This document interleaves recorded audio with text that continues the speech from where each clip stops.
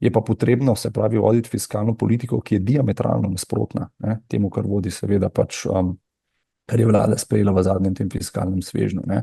Ta fiskalni sveženj jaz vidim kot, tako kot moj kolega Niall Ferguson rad pravi, mediteranska fiskalna spirala smrti. Težava je seveda pač leži v tem, da vse dodatne davčne obremenitve bodo samo še zmanjšale, seveda pač na eni strani bodo samo še dodatno obremenile in zaposlene in podjetja. Podjetja bodo seveda pač zaradi teh fiskalnih obremenitev pač preprosto zaposlovala manj, manj bodo investirala v raziskave in razvoj.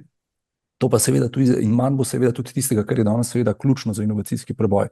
To je pa razvoj startup ekosistema, ne.